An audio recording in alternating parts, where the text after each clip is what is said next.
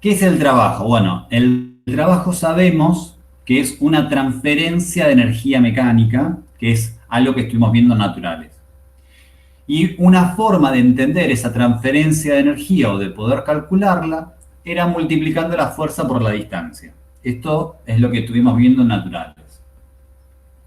Ahora, supongamos que vieron lo que pasó recién, ¿no? O sea, tengo un pistón que está yendo para arriba, ¿sí? O sea, que el gas está empujando para arriba el pistón y si hay algo asociado a ese pistón va a aumentar su altura, o sea, va a aumentar su energía potencial gravitatoria.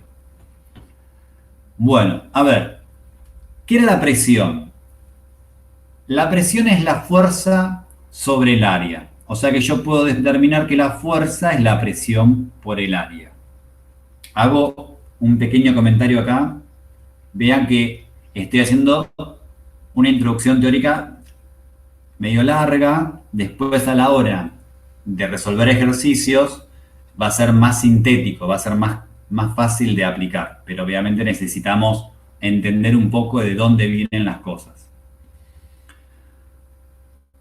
Yo puedo ahora considerar, en este caso del pistón,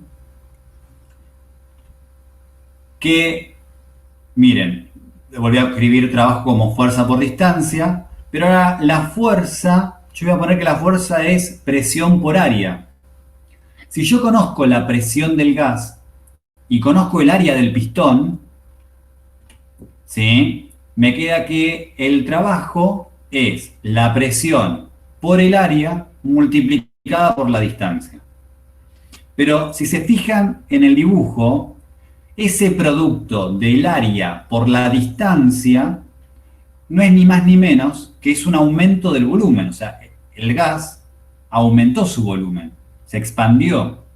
O sea que el trabajo yo lo puedo calcular multiplicando la presión por la variación del volumen. Esto es muy importante. Toda la explicación que dije recién de esta diapositiva de trabajo, de lo único que yo me tengo que quedar de esto es que el trabajo se puede calcular como la presión por la variación del volumen. Ahora, imaginemos algo, un proceso térmico. Vamos a ver en esta parte un par de procesos térmicos. Es importante que ustedes sepan los nombres.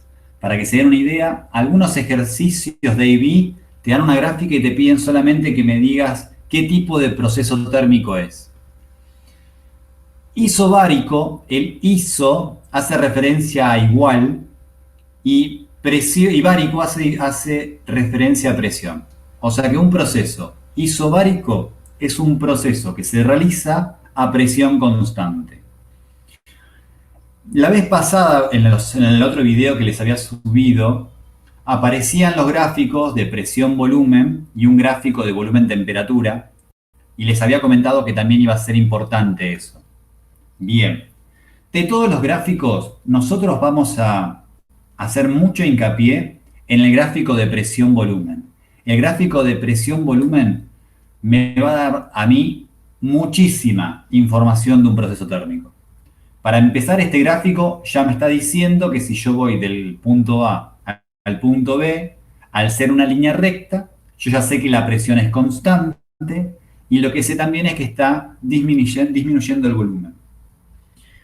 Ahora, la presión es constante y yo sé que el trabajo era presión por variación de volumen. Significa que el área debajo de esta curva va a ser ni más ni menos que el trabajo. Esto es very importante, ¿ok? Hay que darle mucha orilla también a el área debajo de un gráfico de presión-volumen, porque esa área me va a determinar a mí cuál va a ser el trabajo realizado. Entonces, importante también saber el nombre. Isobárico es un proceso que se produce a presión constante, porque iso es igual y bárico es presión, y en este gráfico de presión-volumen es una línea horizontal. Otro proceso importante, isocórico. El iso hace referencia, como siempre, igual, y córico hace referencia a volumen. Vean el gráfico que como el volumen está en el eje horizontal, un proceso isocórico es una línea vertical. Pregunta, ¿se realiza trabajo en un proceso isocórico? Vean que no, porque no hay ningún área debajo de una línea. Así que los procesos isocóricos no realizan trabajos. Esto también aparecía en la diapositiva anterior. Esta es la ley de Boyle, que se producía a temperatura constante. Y vean que estas curvas se llaman isotérmicas o isotérmico, un proceso isotérmico o una curva isotérmica. Tienen forma de hipérbolas, ¿sí? Y con el detalle de que cuanto más arriba estén las curvas, mayor es la temperatura. ¿Bien? Lo único, repito, acá lo que tengo que acordarme es los nombres que llevan estos procesos. Y por último, el último proceso que vamos a ver es el proceso adiabático. Proceso diabático, lo que me dice a mí es que es un proceso en el cual no hay transferencia de energía. ¿Bien? Y es un proceso que se da, este dato también es importante, entre dos isotermas. Las líneas que están en gris son dos isotermas y los procesos adiabáticos se dan entre dos isotermas. Esto es importante porque vean que si yo solamente veo la curva verde o veo las curvas de una isotérmica, que es la diapositiva anterior, son curvas. ¿Cómo puedo saber yo que una se trata de una isoterma y la otra se trata de una adiabática?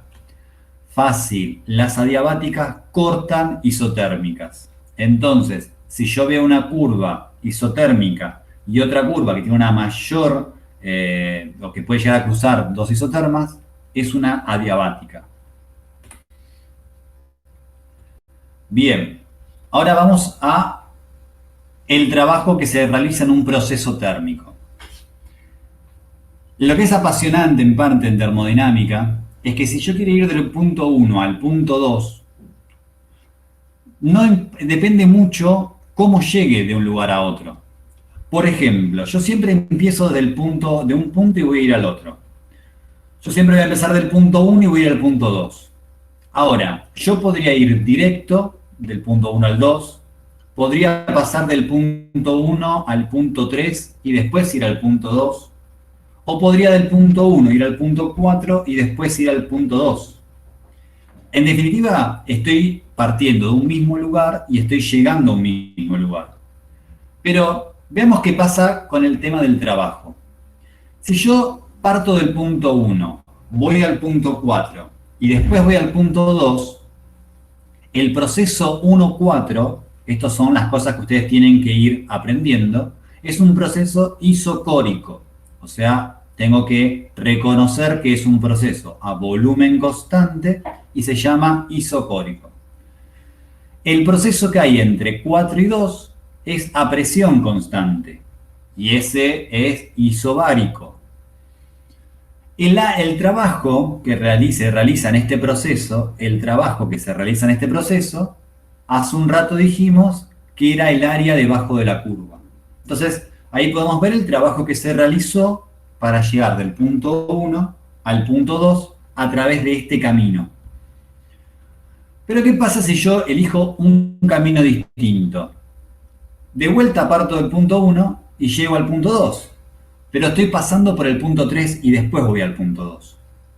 En este caso lo mismo que antes, ¿no? Es importante que distingan que el proceso del 1 al 3 es uno que se llama isobárico, porque la presión es constante, y del 3 al 2, isocónico, porque el volumen es constante. Es obvio, a simple vista se ve, que el área que me queda debajo de esta curva es completamente distinta a la anterior, es mucho mayor. O sea que se realiza un mayor trabajo si yo parto de 1 a 3 y después a 2, que si hubiese hecho el camino anterior como vimos antes. Ahora, dentro de los procesos que podemos ver, yo podría también ir del punto 1 al punto 2 a través, por ejemplo, de una isoterma. Y en este caso, el área me va a quedar como el trabajo, y ven que es completamente distinto al primer ejemplo que vimos del 1, 4 y 2, y también completamente distinto al 1, 3 y 4. ¿Sí? De estas diapositivas, lo que quiero que les quede claro es que en termodinámica es muy importante cómo yo llego de un punto inicial a un punto final. Vamos a ver un ejemplo. Tengo un gas ideal, me dice el ejercicio, que se expande, ¿no? Tiene un volumen inicial de 47,1 y va a 53 metros cúbicos. La presión me da el dato de que la presión es constante y me pide determinar el trabajo. De vuelta, vuelvo a pensar en el caso del pistón, en donde el volumen aumenta, entonces el pistón sube. Sabemos que el trabajo es presión por volumen, tenemos todos los datos, o sea, tengo el valor de la presión, 11,2 kilopascales, y tengo cuánto cambió el volumen. Bueno, listo, reemplazo los valores. Tenemos que kilopascal es lo mismo que poner 10 a la 3 pascales, ¿no? ¿Se acuerdan que la letra K de kilo es el submúltiplo que es por 10 a la 3? Bueno, ¿qué hice acá? Bueno, puse todos los números por un lado y las unidades por otro. Vamos a ver qué pasa con el tema de las unidades. Pascal es Newton sobre metro cuadrado, o sea, es la fuerza Newton sobre la superficie, metro cuadrado. Acá se puede simplificar el metro cuadrado con el cúbico y me queda Newton por metro. Y Newton por metro, esto ya lo vimos también en naturales, es una unidad de trabajo, o sea, joules, que también es energía. Y ya tengo resuelto el ejercicio. Por último, les voy a dar esta pista nomás para el ejercicio 3, porque va a ser un ejercicio que van a tener que hacer después ustedes. Ustedes van a tener que hacer el ejercicio 1, 2 y 3 de esta guía. En el ejercicio 3 me dan la cantidad de moles de un gas ideal. Me dicen que el volumen, es a presión constante. Y sabemos que el volumen pasa de 10 metros cúbicos a 4 metros cúbicos. Me dice que en ese proceso se realizó trabajo sobre el sistema, o sea, el entorno es el que realizó trabajo sobre el sistema. Para la primera parte me pide calcular la presión del gas. Con lo que vimos de trabajo se puede resolver sin ningún problema.